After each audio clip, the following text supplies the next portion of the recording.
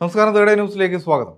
നമ്മുടെ സംസ്ഥാന സർക്കാർ പലപ്പോഴും ധനപ്രതിസന്ധി നേരിടുന്ന സമയത്തൊക്കെ തന്നെ നമ്മുടെ പൊതുജനങ്ങളുടെ പോക്കറ്റിൽ കൈയിട്ട് എങ്ങനെ നമ്മുടെ പോക്കറ്റ് കാലിയാക്കുന്ന തരത്തിൽ നികുതി വർധനവും, കറണ്ട് ചാർജ് വർധനവും, വെള്ളക്കരം വർധനവും, ബസ് ചാർജ് വർധനവും, അങ്ങനെ പല രീതിയിലുള്ള ചാർജുകൾ വർദ്ധിപ്പിച്ച് നമ്മുടെ കയ്യിൽ നിന്നും ഊറ്റി ഊറ്റി എടുത്തുകൊണ്ട് ഇത്തരത്തിൽ ദൂർത്ത് നടത്തുന്ന സ്ഥിതിയിലാണ് നമ്മുടെ സംസ്ഥാന സർക്കാർ പോകുന്നത് എന്നതാണ് യാഥാർത്ഥ്യവും പ്രതിപക്ഷത്തിൻ്റെ വിമർശനവും.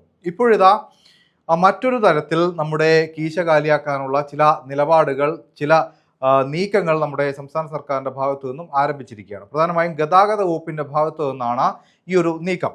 അതായത് AI ക്യാമറയിൽ നമ്മുടെ വാഹന നിയന്ത്രണവുമായി ബന്ധപ്പെട്ട അല്ലെങ്കിൽ വാഹന നിയമ ലംഘനങ്ങളുമായി ബന്ധപ്പെട്ട കാര്യങ്ങൾ, അതായത് നിങ്ങൾക്ക് വീട്ടിലേക്ക് ഇതുമായി ബന്ധപ്പെട്ട പിഴ ഈടാക്കണം, പിഴ ഒടുക്കുന്ന രീതിയിലുള്ള ചലാൻ അല്ലെങ്കിൽ അതുമായി ബന്ധപ്പെട്ട കാര്യങ്ങൾ എത്തിയിട്ടുണ്ടെങ്കിൽ പിഴ ഒടുക്കാതിരിക്കാൻ നിങ്ങൾ 3 വട്ടം ശ്രമിച്ചിരുന്നുവെങ്കിൽ ഇനി നിങ്ങളുടെ വാഹനം കണ്ടുകെട്ടാൻ MVD തയ്യാറാകുന്നു, അല്ലെങ്കിൽ അത്തരത്തിലുള്ള നീക്കത്തിലേക്ക് ഗതാഗത വകുപ്പ് പോകുന്നു എന്നാണ് ഏറ്റവും പുതിയ വിവരങ്ങൾ വരുന്നത്. അത്തരത്തിൽ 3 വട്ടവും നിങ്ങൾ ഈ വീട്ടിലേക്ക് എത്തിയ AI നിയമലംഘന കാര്യങ്ങളിലൂടെ അല്ലെങ്കിൽ ചലാനോട് നിങ്ങൾ പ്രതികരിച്ചിട്ടില്ല എങ്കിൽ നിങ്ങളുടെ വാഹനം വീട്ടിലെത്തി കൊണ്ടുപോകാനുള്ള ഒരുക്കത്തിലാണ് MVD തയ്യാറാക്കിയിരിക്കുന്നത്.